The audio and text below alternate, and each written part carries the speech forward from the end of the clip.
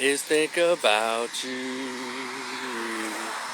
All I do is think about you. Bop, ba, da, bop, bop, burning bright. Bop, bop, bop, bop. That's all the words I know. Shout out to Stevie Wonder. All I do is think of you.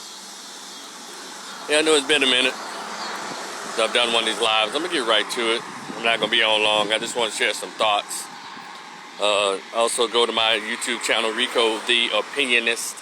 Rico the Opinionist. Let me see something really quickly here. We won't be disturbed. Let me turn that down. Alright. In case y'all didn't know, I still have a short story that I wrote a few years back, and it's called The Greatest Pain Ever Felt. The Greatest Pain Ever Felt. Conversation with my absent biological father who never wanted to be found. It's basically talking about when I found out about my biological father. Found out about him by accident at age 22. And but I didn't get a chance to meet him in person until age 39. But he said when I knocked on his door, he asked me how did I find him, and I told him, Google Maps, MapQuest. He didn't want to meet me. He said, I have to give you an A for effort because I've worked aggressively over the years to prevent you from ever finding me. So the book is only $10. It's in a PDF format, so please hit me up on the Cash App if you'd like to check it out. It's a pretty good story according to those who purchased it already. Call it a page turner. Kind of an emotional roller coaster. Cash App me. All the information is on this Facebook page as well as on this YouTube. My YouTube channel in the description box is $sign is for the Cash App. $sign Rico the Opinionist.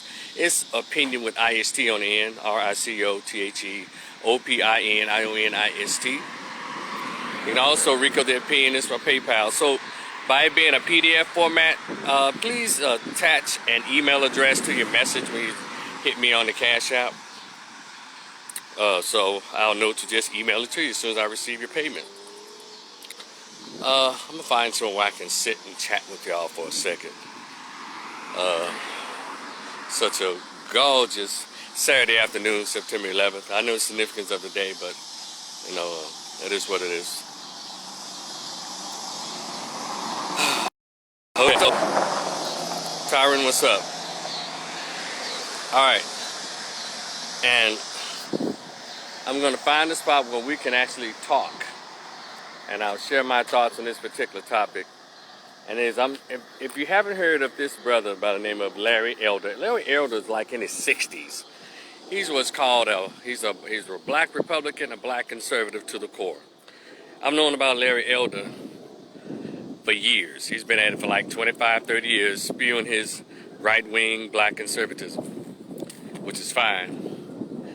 And you know how black people they really have this thing about anybody who's black who dares to be conservative or Republican, I guess politically, right? And so there's already 3 strikes for him. But one thing about it, when you listen to a lot of the conservative men and women, they talk about the stuff that we actually believe in. Now, I'm an independent, but I have what's called conservative values, meaning the conservative values of our grandparents. You know how they used to teach the son the value of hard work, and the grandmothers or your grandmothers taught your mother about how to be a lady and do for self and build your own, go out and be proud of yourself and all that. See, that's conservatism. It's not just a right-wing Christian belief mindset. It was something that our people had for the longest until we socially integrated in the late 60s, and here we are today. Somehow hate anybody black who dare identifies as a conservative. Anyway, I'll hear the truth from whoever speaks it, regardless of who the messenger is or how it's delivered. I can hear the truth. I can take it. A lot of us don't seem to care for it. Now, a lot of things that Larry Elder says, if a black Democrat would say it or a preacher would say it, that's right, he sure said it. So anyway, Larry Elder is running for, and by the way, Larry Elder is I think he's written books, and he's also held a talk show a conservative talk show for years out in California. He's based out of Cali.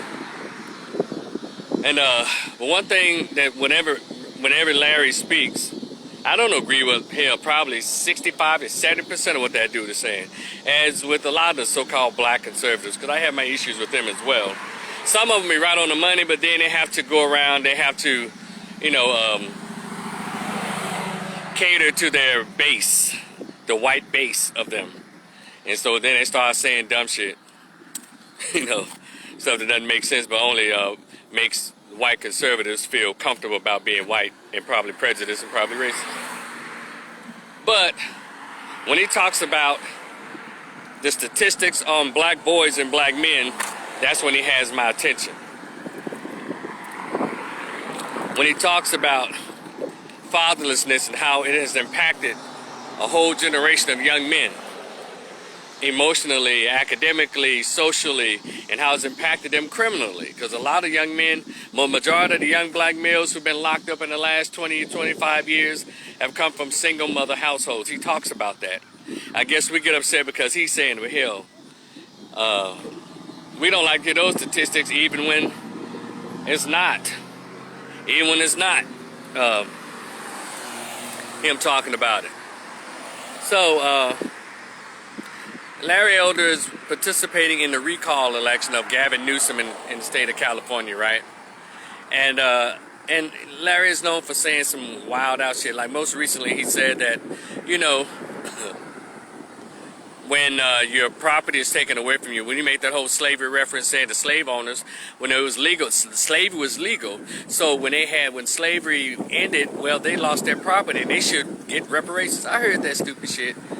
And as soon as he said it, yes, I did like everybody else, like this dude is stupid. And I moved on. Because I listen to the stuff that actually matters to me. Him making that statement does not change the black community's condition, good or bad. It's just him playing to his base. You know how they try to cancel Kanye West for kind of speaking the truth about slavery almost being a choice. Shit, after 400 years, damn.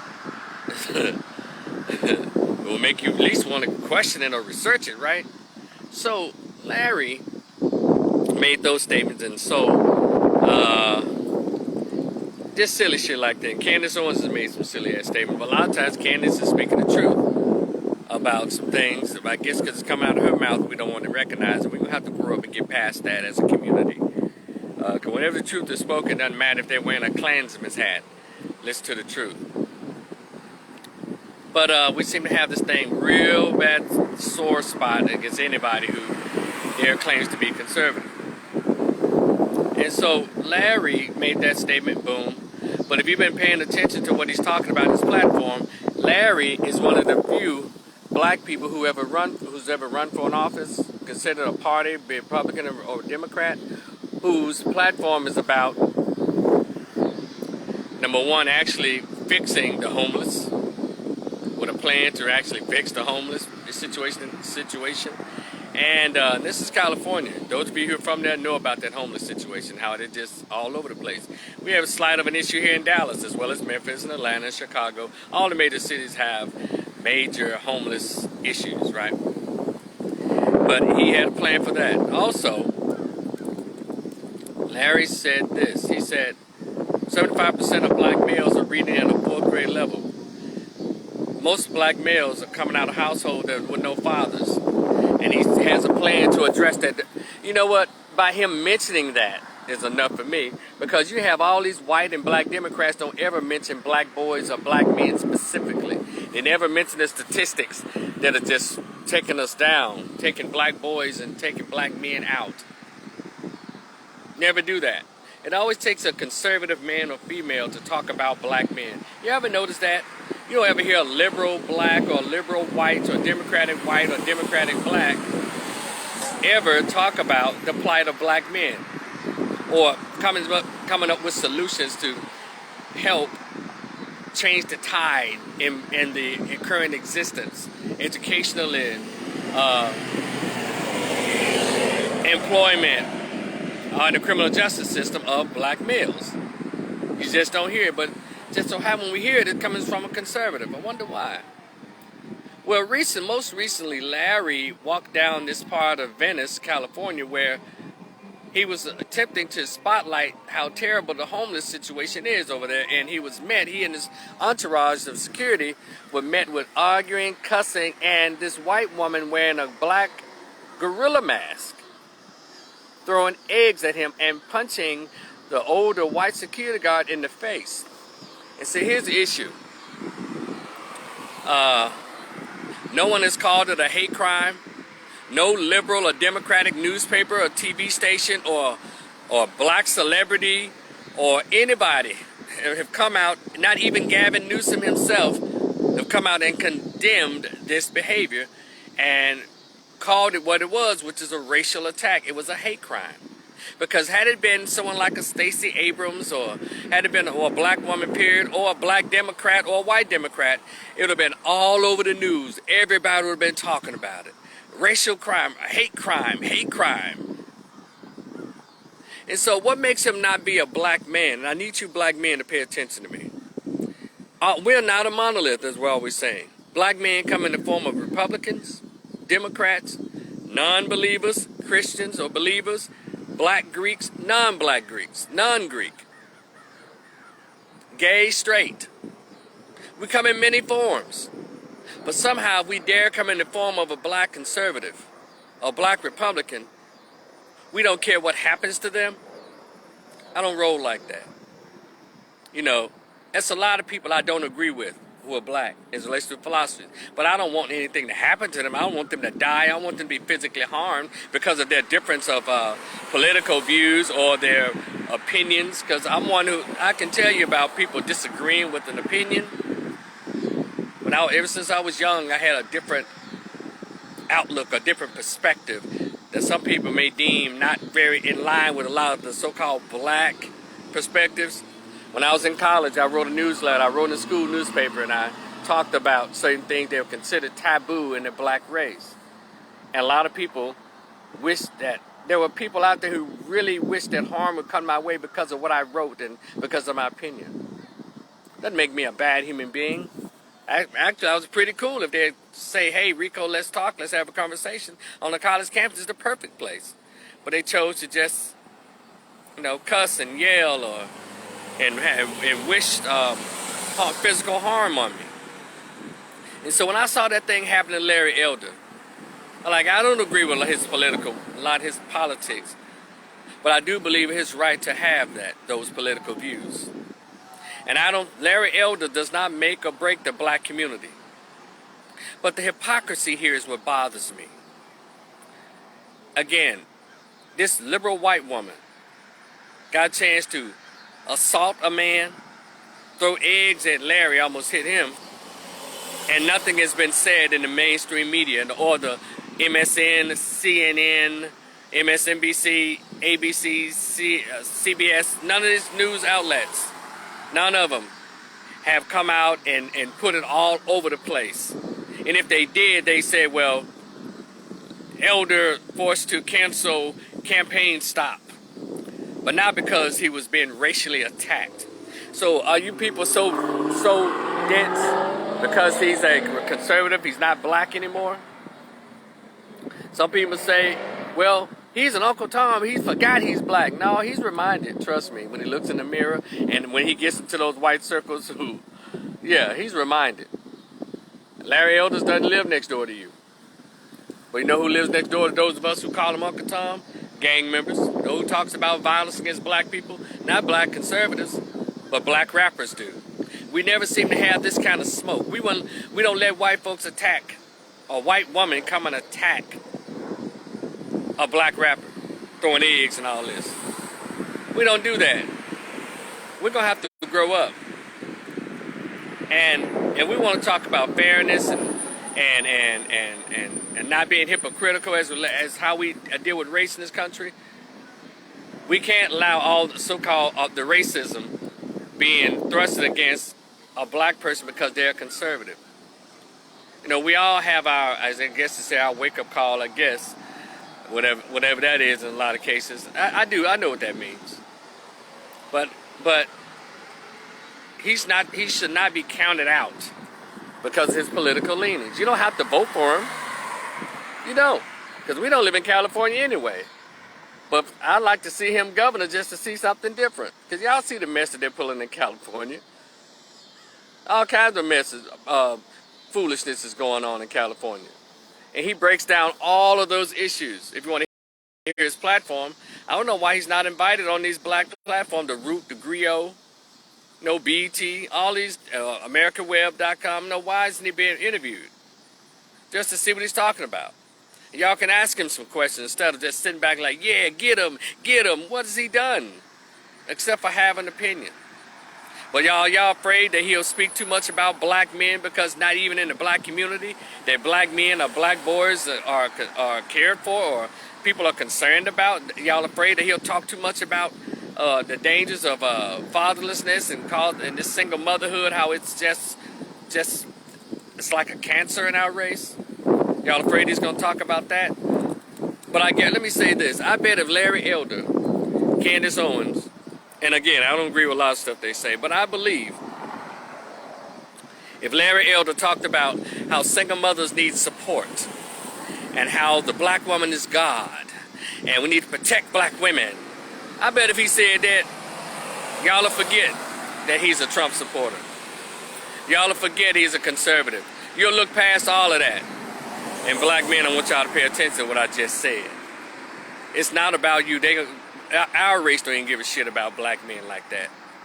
And they don't care about black women if she's a conservative. See, this protect black women, you have to ask, well, which ones? Get it? We don't have to agree with Larry Elder, but I'm not going to sit here and let a white woman, just because she's a liberal, behave in such a racist fashion and not call her out on it. Number one, all you internet sleuths, why haven't y'all looked up and found out who this white woman is? Again, had it been Stacey Abrams or had it been some black woman that y'all like, or black Democrat or black liberal or white liberal that y'all like, y'all would have made sure on your page, D.L. Hughley, all of her information would have been out there. But it's still, it's still pretty early because this recently happened. But anyway, that was on my mind because, see, that kind of bothers me. We can't pick and choose, which black person that we can just send out there to slaughter. And especially when the black person hadn't done anything to our race. Now, y'all let these black rappers run amok. You let all these people who are actually causing it, you let the drug dealers run amok. But Larry Elder talks about how black boys are reading at a 4th grade level, 75% in California. He talks about the high incarceration rate of black males as opposed to other groups. And y'all still have a problem with him running or him being him. Well, I don't work like that.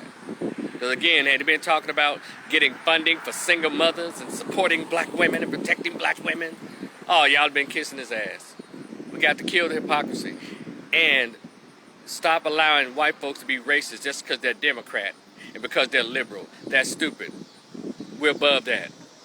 We should protect everybody, especially if they're trying to protect, particularly black boys and black men. So I just want to share that with y'all. Y'all be cool. Check out my Instagram, my YouTube channel, my Facebook page, Rico the Opinionist. Talk to y'all later. Peace.